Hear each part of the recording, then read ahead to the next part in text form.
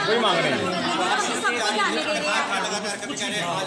आधार card मांग रहे हैं वो 5 नहीं है, मतलब उनमें से एक चीज सब आधार कार्ड सबके पास है और आयकर विभाग मांग रहे हैं और मामला वो सब पे है, तो ये तो कैसे किए जा रहे हैं। शिक्षा विभाग ले रहे हैं, हमारी मीटिंग चल रही है अभी तो वो लेटर लिख के दे दो, अभी वो कह रहे हैं लिख के वो लेटर नहीं मैडम कुछ लिख दो यार। 7 दिन हो गए 24 तारीख निकल जाएगी, स्कूल वाले के 24 तारीख निकल गया हमारे पास, कुछ भी नहीं है। या तो डेट आगे बढ़ाई जाए इसकी।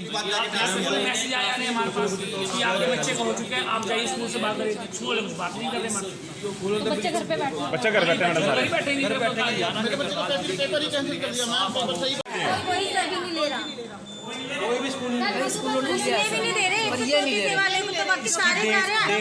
ये आप देख सकते हैं आरोप गंभीर आरोप 114 कैसे करे। टीसी निकलवा ली मैंने, आज सुबह मैं कागज लेकर 3 दिन से छुट्टी पे हूँ सर, मैं मजदूर आदमी हूँ। अच्छा 3 दिन से छुट्टी पे हूँ, मैं ऑफिस गया हूँ और गार्ड ने बोला कि आप 134 से उसमें आए हो। गार्ड ने पहले हमसे ये पूछा है, अच्छा ठीक है जी, आपको एंट्री नहीं मिलेगी, प्रिंसिपल नहीं आए, प्रिंसिपल ने हमें सीधे ही आदेश दिए।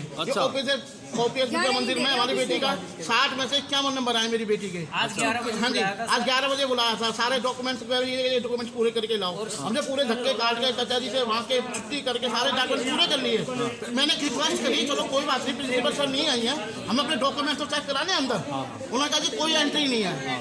उसके बाद हम डीओ ऑफिस गए, डीओ ऑफिस में सारे पेरेंट्स और मेरी बेटी का 8वीं का पेपर चल रहा है, उसको हमने टीसी निकलवा दी। उन्होंने मेरे बच्चे को वापस भेज दिया कि आपका पेपर नहीं होगा, आपका बच्चे का नाम कट गया। और नाम हमारे लिए खाइए, नाम कहाँ मरे बच्चे कहाँ जाएंगे? मेरी बेटी का फोन है, पापा मेरा नाम काट दिया है और 20,000 भरने के बाद 20,000 गिरवी रखने के बाद मेरी बेटी का नाम काट दिया। अब आप बताओ माँ बाप कहाँ जाके मरे। ये बताओ ना, मेरी बेटी का फोन आ ना उधर के रहे, ना उधर के रहे हम लोग तो। 3 दिन से सर एक एक करके भाई चक्कर काट रहे थे और 3 दिन के बाद अब उन्होंने कल आज 11 बजे बुलाया था, 11 बजे और मैं उसको 100% कंसेशन फ्री दे रहा हूँ। नर्सरी LK UKG 1 जब वो बच्चा 2 में आएगा तो मैं उस बच्चे को आउट कर दूँ? मैं आपसे क्वेश्चन कर रहा हूँ, मैं उस बच्चे को आउट कर सकता हूँ क्या? मेरे उस बच्चे को 2 बच्चे या 3 बच्चे अगर वो मेरे सेकंड में आ गए जो नर्सरी से मेरे पास पढ़ रहे हैं, सरकार उन बच्चों को मेरा 134 में मानने के लिए तैयार नहीं है। वजह वो उनका प्रोसेस करके आए, वो कह रहे हैं नर्सरी LK UKG में आपने पढ़ाया वो आपकी मर्जी है, हम तो सेकंड से देंगे और सेकंड से भी वो देंगे जो बच्चा हमारे यहाँ से पैसा हमारी लिस्ट से आएगा। अब क्या एग्जाम होता है इनके लिए? एग्जाम होता है, जो होता है वो सबको पता है, जैसे भी होता है। कुछ लोग जो होता है कैसे सिलेक्शन है, जब हमारी इन्वॉल्वमेंट ही नहीं है, हम नहीं कहते क्या होता है। मैं नहीं कहता नुकसान है, मैं नहीं कहता घाटा है, मैं नहीं कहता फेयर है, मैं नहीं कहता ऑनेस्टली है।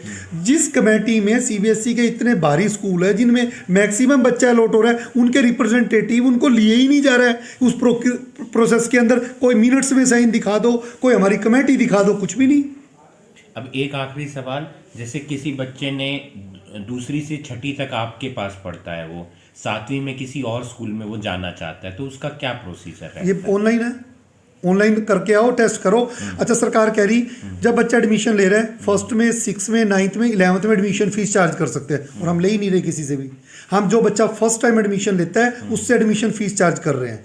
जो बच्चा मेरे पास 5th में पढ़ रहा है वो मैं 6th में उसको कहूँगा कि मुझे एडमिशन फीस दो, देगा मुझे? जो बच्चा मेरे पास 1 में दिया, फिर 6 में दिया, फिर 9th में आया, एडमिशन फीस देगा मुझे? फिर वो 11th में आया, एडमिशन फीस देगा मुझे? मैं 4 बार एक पेरेंट से एडमिशन फीस ले सकता हूँ?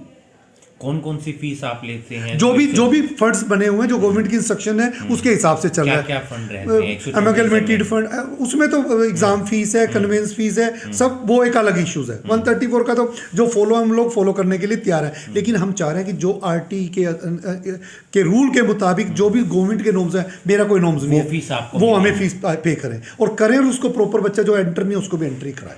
आपका शुभ नाम? I am doctor Rajan Lamba, principal of Tagore school and the president of all CBSE school of Karnal district. एक सरकार की दादागिरी है कि 400, 500, 300 रुपये फिक्स कर रखा है। हम कह रहे जो RT का पैसा दे दो, हम तैयार हैं।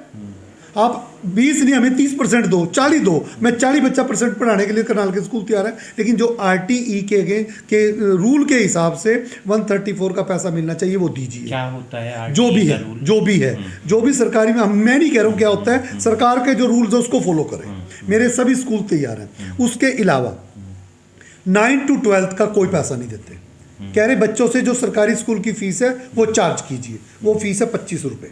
हमारे स्कूल 25 रुपये लेते ही नहीं, वो फ्री पढ़ रहे हैं। मजे की बात देखिए, इस बार करनाल जिले के अंदर 1/4/21 से 8 स्कूल CBSE के हरियाणा बोर्ड के स्कूल हो गए हैं।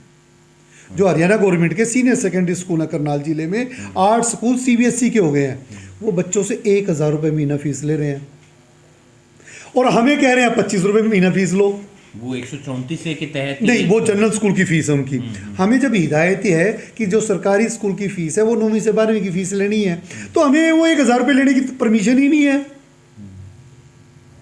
तो सरकार की क्या मंशा है, क्या क्लियरेंस है? और सबसे बड़ी बात जब CBSE है तो उनको बच्चों को वहाँ दाखिल कर लो, चलो हमें कोई एतराज़ नहीं, हम उनको पढ़ाने के लिए तैयार हैं। कम से कम जो सरकारी स्कूल फीस चार्ज कर रहा है उसकी तो परमिशन दे दो भी, हम उसको चार्ज करें।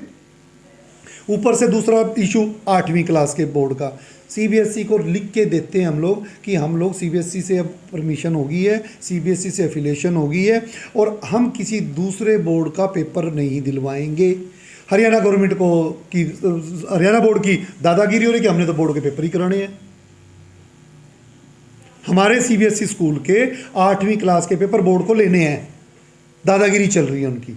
लेकिन अभी तक कोई CBSE में 8 का बोर्ड नहीं है, सीधा 10th और 12th का बोर्ड है। लेकिन वो चीज़ें, कुछ चीज़ें ऐसी हैं जो कहीं भी क्लियरेंस नहीं है, जो क्लियरेंस होनी चाहिए।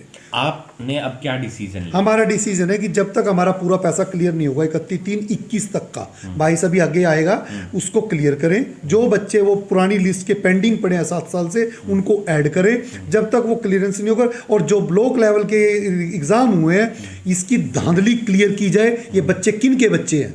मैं एक और चैलेंज कर रहा हूँ, वो बच्चे लोगों के जानबूझ के बच्चे ऐड किए गए हैं और आप लिस्ट देखें, कुछ पर्टिकुलर स्कूल को टारगेट करके एडमिशन किए गए हैं। आपके कहने का मतलब है जो वो जो गरीबी रेखा से नीचे वाले हैं उनके एडमिशन नहीं हुए, किसी और के ये किसी और के, ये एक बड़ा भारी प्रोपगंडा है और एक बड़ा ये एक गैंग है, मतलब ये एक ग्रुप है जिन्होंने इस तरह के एडमिशनों को हैंडल किया है और पर्टिकुलर स्कूलों को टारगेट बना के वहीं एडमिशन कराए गए हैं। तकरीबन कितनी सीटें होती हैं इस स्कूल के अंदर? हर स्कूल की 20% सीटें सेकंड से लेके, फॉर एग्जांपल मेरा स्कूल है, मेरे स्कूल में सेकंड क्लास में जो भी बच्चा है, नर्सरी, मेरा स्कूल CBSE का है, मेरा स्कूल हुड्डा का स्कूल है। जब सर क्या कुछ बताना चाहेंगे जो पब्लिक पहुंची थी, क्या 134A के अंतर्गत जो एडमिशन होने थे उसमें कुछ समस्याएं हैं कि प्राइवेट स्कूल एसोसिएशन मुझे पता चला है कि मना कर रही है बच्चों के एडमिशन के लिए, और इससे संबंधित एसोसिएशन से भी बात की जाएगी और अभिभावकों से भी मैंने अभी बात की है, तो इस समस्या का जल्दी समाधान कराया जाएगा। तो क्या आगामी कुछ दिनों बाद मुख्यमंत्री पहुंच रहे करनाल, क्या कुछ उनको भी ऐसी सूचना दी जाएगी?